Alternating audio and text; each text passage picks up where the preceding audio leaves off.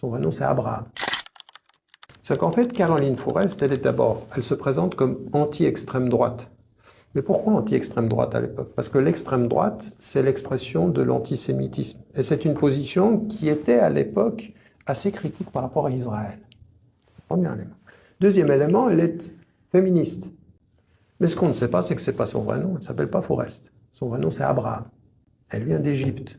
Une famille qui est une famille militante, sioniste d'Égypte.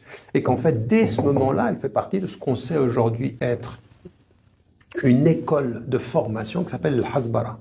Le Hasbara, ou Hasbara, comme ils le disent en hébreu, c'est une école de propagande, en fait.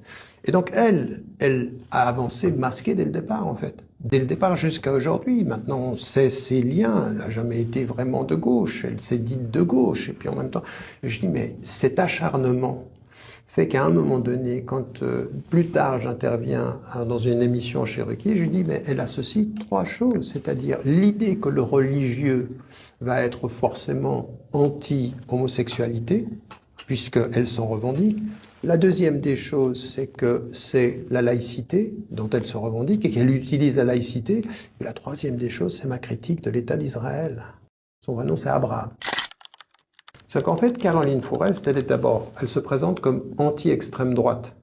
Mais pourquoi anti-extrême droite à l'époque? Parce que l'extrême droite, c'est l'expression de l'antisémitisme. Et c'est une position qui était à l'époque assez critique par rapport à Israël.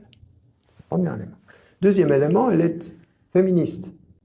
Mais ce qu'on ne sait pas, c'est que ce n'est pas son vrai nom. Elle ne s'appelle pas Fourest. Son vrai nom, c'est Abraham. Elle vient d'Égypte. Une famille qui est une famille militante, sioniste d'Égypte. Et qu'en fait, dès ce moment-là, elle fait partie de ce qu'on sait aujourd'hui être une école de formation qui s'appelle le Hasbara. Le Hasbara, ou Hasbara, comme ils le disent en hébreu, c'est une école de propagande, en fait. Et donc, elle a avancé masquée dès le départ, en fait. Dès le départ jusqu'à aujourd'hui. Maintenant, on sait ses liens. Elle n'a jamais été vraiment de gauche. Elle s'est dite de gauche. Et puis, en même temps, je dis, mais cet acharnement fait qu'à un moment donné, quand plus tard j'interviens dans une émission chez Ruquier, je lui dis, mais elle associe trois choses, c'est-à-dire l'idée que le religieux va être forcément anti-homosexualité, puisqu'elle s'en revendique. La deuxième des choses, c'est que c'est la laïcité dont elle se revendique et qu'elle utilise la laïcité. Et la troisième des choses, c'est ma critique de l'État d'Israël.